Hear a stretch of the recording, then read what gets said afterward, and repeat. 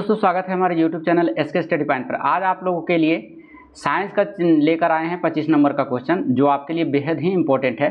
आपका जहां पर भी साइंस एग्जाम में पूछा जाता है, साइंस क्वेश्चन पूछा जाता है, तो यहां पर हम चैप्टर बाय कराएंगे आपका, और वहां से आपका एनालिसिस करेंगे पूरे क्वेश्चन को फुली डिस्कस के साथ। तो हमारे साथ जुड़े रहिए, इससे आपको बहुत बेनिफिट होगा। चाहे आप बिहार SSC की तैयारी करते हैं, या फिर रेलवे की तैयारी करते हैं, या बिहार पुलिस का तैयारी करते हैं, या फिर जहां पर आपका साइंस पूछा जाता है, तो साइंस का चैप्टर टॉपिक वाइज टॉपिक हम लेकर चलेंगे और पूरा विस्तार में लेकर चलेंगे। तो हमारे साथ जुड़ जाइए, और अच्छा लगे वीडियो तो शेयर जरूर कीजिएगा अपने दोस्तों के पास, और उससे भी जुड़ने का प्रयास करेंगे, क्योंकि यहाँ से आपका बहुत ज़बरदस्त कंटेंट मिलने वाला है। तो चलिए हम देर ना करते हुए आज का टॉपिक रखें हम ऑप्टिक्स, अर्थात प्रकाशिकी के बारे में। प्रकाशिकी से जितने भी क्वेश्चन बनते हैं वो सभी डिस्कस करेंगे इसमें, देख लीजिए। और ये पहला क्वेश्चन आप देख लीजिए। पहला क्वेश्चन इसमें कहा जा रहा है कि प्रकाश का कणिका सिद्धांत किसने दिया। तो देख लीजिए, प्रकाश के कणिका सिद्धांत की बात करें तो कणिका सिद्धांत जो है न्यूटन के द्वारा दिया गया था। ऑप्शन नंबर ए इसका सटीक आंसर होगा। वही कणिका के बारे में अगर बात करें तो इस सिद्धांत के अनुसार न्यूटन ने कहा था कि प्रकाश छोटे छोटे कणों से मिलकर बने होते हैं, अर्थात यह सरल रेखा में चलते हैं। ऐसा कहना था किनका? न्यूटन का कहना था। वही कणिका सिद्धांत के द्वारा प्रकाश के जो है बहुत सारी क्रियाएं होती है जिसकी व्याख्या नहीं की जा सकती है। जैसे कणिका सिद्धांत से अगर पूछ दिया जाए कि किसकी व्याख्या नहीं की जाती है, तो विवर्तन की नहीं होती है, व्यक्तीकरण की नहीं होती है, ध्रुवन की नहीं होती है, परिकिरण की व्याख्या नहीं होती है इस सिद्धांत से। अब यहाँ पर आया कि न्यूटन कहाँ का निवासी था, तो ये न्यूटन जो था साइंटिस्ट था वो इंग्लैंड का था। तो चलिए दूसरा क्वेश्चन हम लेके चलते हैं। दूसरा क्वेश्चन में देख लीजिए, यहाँ पर देखिए अभी बताए थे कि कणिका सिद्धांत व्याख्या नहीं की जा सकती है। कणिका सिद्धांत से व्याख्या नहीं की जा सकती। किसकी व्याख्या नहीं की जा सकती है? तो देख लीजिए, ये ध्रुवन, विवर्तन, परिकिरण, इसमें से ऑप्शन दिया हुआ किसकी व्याख्या नहीं की जा सकती है, तो ये सभी की व्याख्या नहीं की जा सकती है। हो या फिर आपका हमारे साथ बने रहेंगे, थोड़ा सा प्रयास करेंगे हम आपको समझाने का, उसके बाद तुरंत हो जाएगा। थोड़ा सा टाइम दें हमारे पास। चलिए देख लीजिए, फिर से देख लीजिए क्वेश्चन। कहा जा रहा है कि इस कणिका सिद्धांत से व्याख्या नहीं की जा सकती है, तो ये ध्रुवन की व्याख्या नहीं की जा सकती है, विवर्तन का भी नहीं होता है व्याख्या इससे, और परिकिरण की व्याख्या नहीं होता है। साथ साथ इसमें व्यक्तीकरण की भी व्याख्या नहीं की जा सकती। तो ये चारों क्वेश्चन आप याद रखेंगे, ध्रुवन, विवर्तन और परिकिरण, ये सभी जो है कणिका सिद्धांत से व्याख्या नहीं होता है। तो ऑप्शन नंबर आपका जो है डी चला जाएगा, ऑप्शन नंबर डी हो जाएगा आंसर। चलिए अगला क्वेश्चन आपका दिया हुआ है तरंग का सिद्धांत। देख लीजिए, यहाँ तरंग का सिद्धांत किसने दिया था, तो तरंग का सिद्धांत जो है ऑप्शन नंबर ए हो जाएगा, हाइगेंस के द्वारा दिया गया था। हाइगेंस ने कहा था कि तरंग सिद्धांत के अनुसार प्रकाश तरंग के रूप में गमन करता है। अगर आपसे पूछ दिया जाए कि प्रकाश तरंग के रूप में गमन करता है, यह सिद्धांत किसने दिया था, तो ये हाइगेंस के द्वारा दिया गया था। तरंग सिद्धांत जो है प्रकाश के विद्युत प्रभाव की व्याख्या नहीं करता है। इसके बारे में भी याद रखेंगे कि प्रकाश के विद्युत प्रभाव अर्थात फोटो इलेक्ट्रिक इफेक्ट का व्याख्या जो है तरंग का सिद्धांत नहीं करता है। चलिए अगला क्वेश्चन आपका दिया हुआ है 4 नंबर में, क्योंकि हम इसमें 25 क्वेश्चन आपका करवाने वाले हैं जो बेहद इंपॉर्टेंट है। चलिए अगला देखिए, आपका विद्युत चुंबकीय तरंग सिद्धांत किसने दिया था।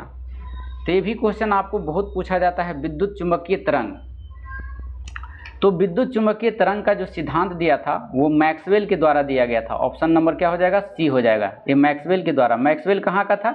तो स्कॉटलैंड का था। एक गणितज्ञ और भौतिकी वैज्ञानिक भी थे, और मैक्सवेल के द्वारा ही कहा गया था कि विद्युत चुंबकीय तरंग यह सिद्धांत, अर्थात हम कह सकते हैं कि विद्युत चुंबकीय तरंग का सिद्धांत जो है मैक्सवेल के द्वारा दिया गया था। चलिए अगला क्वेश्चन है आपका दिया हुआ 5 नंबर में। 5 नंबर में देख लीजिए क्या कहा जा रहा है। 5 नंबर में आपसे कहा जा रहा है कि प्रकाश तरंग और कण दोनों है, यह कथन है। किसका है यह कथन? तो यह कथन जो है आपका डी ब्रॉगली का है। ऑप्शन नंबर इसमें बी हो जाएगा। डी ब्रॉगली ने कहा था कि प्रकाश के लिए जो द्वैध सिद्धांत है इन्हीं के द्वारा प्रतिपादित किया गया था, डी ब्रॉगली के द्वारा। और ये कहे थे कि प्रकाश कण भी है और तरंग भी है। तो अगर आपसे पूछा जाए कि प्रकाश तरंग और कण दोनों है, यह कथन किसके द्वारा दिया गया था? तो डी ब्रॉगली के दिया गया था, ये फ्रांस के साइंटिस्ट थे। चलिए अगला क्वेश्चन है 6 नंबर में, देख लीजिए 6 नंबर में क्या कहा जा रहा है। 6 नंबर में आपसे पूछा जा रहा है कि किस रंग का तरंगदैर्घ्य कम होता है। देखिए तरंगदैर्घ्य कम ज़्यादा ये सभी पूछा जाता है। तो सबसे कम तरंगदैर्घ्य की बात करें तो सबसे कम तरंगदैर्घ्य जो होता है आपका बैगनी का होता है, ऑप्शन नंबर बी। वही अगर सबसे अधिक तरंगदैर्घ्य की बात करें तो सबसे अधिक तरंगदैर्घ्य जो होता है वो लाल का होता है, इसे भी याद रखेंगे।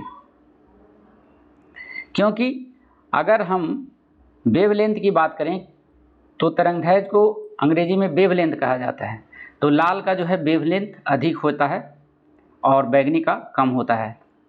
चलिए अगला क्वेश्चन चलते हैं। अगला क्वेश्चन कहा जा रहा है कि यदि हवा ना रहे तो आसमान का रंग काला दिखेगा। दिखेगा कैसा किसके कारण दिखेगा, एक प्रश्न पूछ दिया गया है। देखिए परावर्तन के कारण दिखेगा, तो परावर्तन के कारण नहीं होगा, ये गलत है दिया हुआ। अपवर्तन के कारण दिखेगा, ये भी आपका गलत है, ये नहीं होगा। विवर्तन के कारण होगा, ये नहीं होगा, ये भी गलत है। आपका आंसर हो जाएगा डी। इसमें आपका यदि हवा नहीं रहे तो आसमान का रंग काला दिखेगा, किसके कारण से? तो ये प्रकीर्णन के कारण से ऐसा होगा। ऑप्शन नंबर ए डी हो जाएगा सटीक आंसर।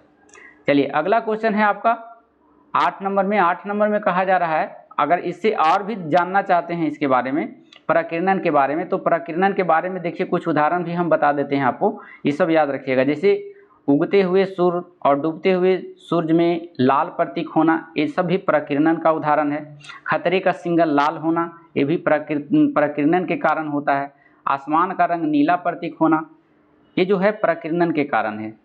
ये सभी जो है प्रकीर्णन के कारण है। चलिए अगला क्वेश्चन है, अंतरिक्ष से पृथ्वी नीला दिखाई पड़ती है, किसके कारण दिखाई पड़ती है? हवा के कारण? बिल्कुल नहीं। जल के कारण? ये भी नहीं होगा, गलत हो जाएगा। वायुमंडल के कारण? वायुमंडल के कारण, हाँ जल के कारण हो सकता है।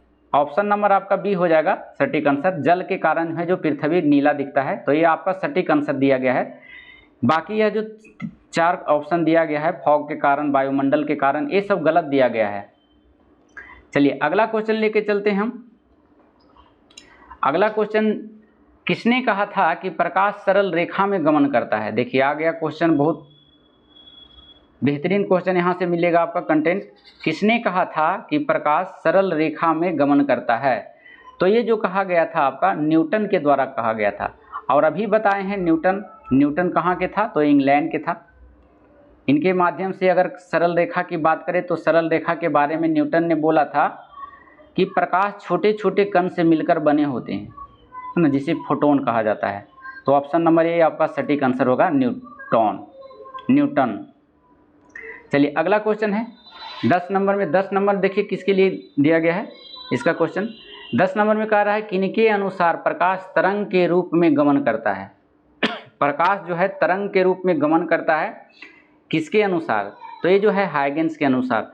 ऑप्शन नंबर अभी भी इसके पहले डिस्कस करे थे, तो तरंग के अनुसार जो है सिद्धांत, प्रकाश एक तरंग है, इसका सिद्धांत हाइगेंस के द्वारा दिया गया था, जो स्कॉटलैंड के साइंटिस्ट थे। चलिए अगला क्वेश्चन है आपका 11 नंबर में। 11 नंबर में क्या कहा जा रहा है, देख लीजिए। 11 नंबर में कहा जा रहा है कि प्रकाश के लिए द्वैध सिद्धांत, द्विधा सिद्धांत या द्वैध सिद्धांत या दो सिद्धांत दिया था, किसने दिया था? तो ये दिया था डी ब्रॉगली के द्वारा दिया गया था। ऑप्शन नंबर ए हो जाएगा। डी ब्रॉगली के बारे में भी बताएं, कहाँ के साइंटिस्ट था? ये फ्रांस का साइंटिस्ट था, जिन्होंने अभी इससे पहले बताए थे। इन्होंने दिया था कि प्रकाश कण और तरंग दोनों है। चलिए अगला क्वेश्चन आपका दिया हुआ है 12 नंबर में। देखिए उगते एवं डूबते हुए सूर्य लाल दिखाई देते हैं, इसके बारे में अभी डिस्कस किए, किसके कारण से?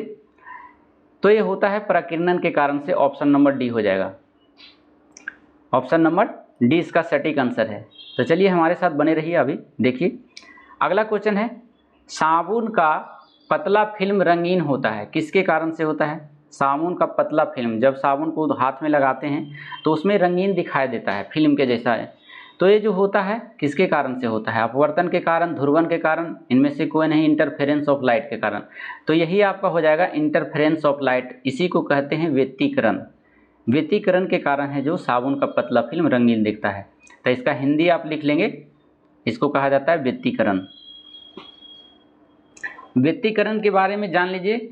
इसके बारे में कहा जाता है कि एक ही स्रोत से जब उत्पन्न दो प्रकाशीय तत्व जब एक दूसरे से अध्यारोपित होता है तो कुछ स्थानों पर इसकी तीव्रता बढ़ जाती है और कुछ स्थानों पर इसकी तीव्रता घट जाती है।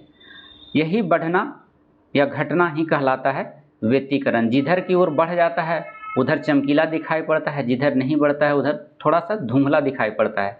यही प्रोसेस कहलाता है इंटरफेरेंस ऑफ लाइट अर्थात प्रकाश के व्यतिकरण। चलिए अगला क्वेश्चन हम लेके चलते हैं।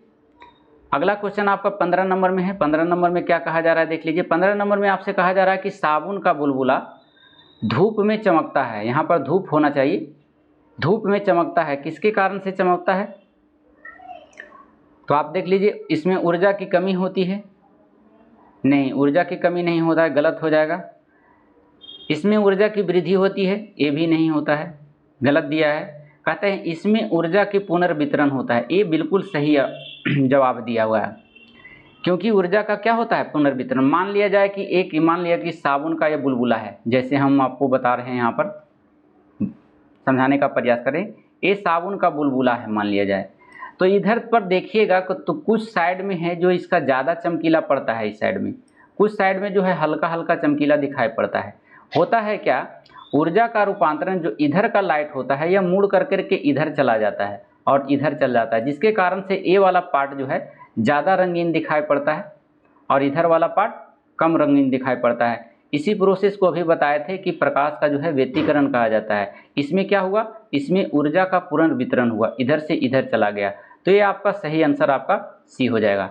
चलिए अगला क्वेश्चन आपका दिया हुआ है 16 नंबर में। 16 नंबर में आपसे कहा जा रहा है कि किसने सबसे पहले बताया कि प्रकाश 7 रंगों का मिश्रण है। बहुत ही इंपॉर्टेंट क्वेश्चन है, ऐसा क्वेश्चन पूछा जाता है। तो ये सबसे पहले बताया था न्यूटन के द्वारा। ऑप्शन नंबर कितना हो जाएगा? सी हो जाएगा। चलिए इसके साथ साथ आपका 17 नंबर क्वेश्चन में लेके चलते हैं। 17 नंबर में देख लीजिए, किस रंग का विचलन सबसे ज़्यादा होता है? देखिए विचलन की बात करें तो विचलन सबसे ज़्यादा जो होता है आपका बैंगनी का होता है। ऐसो भी इसमें आप ट्रिक भी लगा करके बना सकते हैं कि बैंगन में बीज की संख्या क्या होती है? ज़्यादा, इसीलिए विचलन ज़्यादा होता है। जब भी अगर विचलन कहे तो याद रखिएगा बीज किस में ज़्यादा होता है? बैंगन। तो बैंगन से याद रखिएगा आप बैंगनी का विचलन सबसे ज़्यादा होता है, जबकि लाल का विचलन सबसे कम होता है। तो इसको भी याद रखेंगे। चलिए अगला क्वेश्चन आपका है 17 के बाद 18 नंबर क्वेश्चन में लेके चलते हैं हमको। 18 नंबर में देखिए क्या कहा जा रहा है। 18 नंबर में आपसे पूछा जा रहा है कि किस रंग का विचलन सबसे कम होता है। अभी बताएं कि सबसे कम विचलन जो होता है लाल रंग का होता है। ऑप्शन नंबर क्या हो जाएगा? बी हो जाएगा। चलिए अगला क्वेश्चन आपका दिया हुआ है, लाल रंग का तरंगदैर्घ्य होता है, यानी वेवलेंथ कितना होता है, आपको यहाँ पर दिया गया है, आप बता सकते हैं इसमें।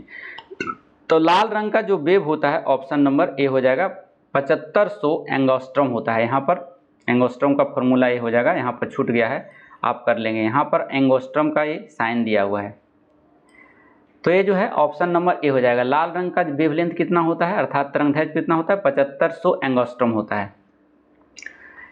चलिए एंगस्ट्रॉम से संबंधित अगर हम बात करें तो 7500 से लेकर करके 40 यानी 400 एंगस्ट्रॉम के बीच का जो रे होता है उसको आपको विजुअल रे कहा जाता है, मतलब दृश्य प्रकाश कहा जाता है। वही अगर 75 से उससे ऊपर होगा तो उसे जो है अवरक्त किरण के रूप में जाना जाता है, और वही 400 से नीचे होगा, मतलब इसी के बीच में हम बता रहे हैं आपको 7500 और 400 के बीच में। 7500 से ज़्यादा अगर जिसका वेवलेंथ होगा वो अवरक्त किरण हो जाएगा, और 400 से यानी 4000 से अगर नीचे रहेगा वेवलेंथ तो उसे कहा जाता है आपका पराबैंगनी कहा जाता है। तो दोनों बातें याद रखिए। और इसके बीच में जो आता है जिसका, जैसे 7500 और 4000 के बीच में आ जा गया, 6600 आ गया, 5500 आ गया, तो ऐसे को कहते हैं विजुअल रे, मतलब दृश्य प्रकाश कहा जाता है, जिसे मानव का नेत्र देख सकता है। तो ये सभी आप याद रख सकते हैं। चलिए 19 के बाद हम 20 नंबर में लेके चलते हैं। 20 नंबर में क्या कहा जा रहा है? मानव नेत्र देख सकता है, यानी तरंगदैर्घ्य में कितना देख सकता है। तो अब ये विजुअल लाइट बताए थे कि 7500 एंगस्ट्रॉम और 4000 एंगस्ट्रॉम के बीच अगर जो रहता है उसी को मानव नेत्र देख सकता है। तो 4000 देख लीजिए यहाँ से, इसके बीच 4000 से लेकर करके 7500 के बीच, आपका आंसर जो होगा सटीक बी हो जाएगा। चलिए अगला क्वेश्चन आपका दिया हुआ है 21 नंबर में। 21 नंबर में क्या कहा जा रहा है? 21 नंबर में कहा जा रहा है नेत्र के किस रंग के लिए अधिक संवेदनशील होता है, यानी किस रंग के लिए नेत्र जो है अधिक संवेदनशील है। तो आप याद रखेंगे पीला रंग के लिए नेत्र जो है अधिक संवेदनशील होता है। आपका सटीक आंसर पीला हो जाएगा।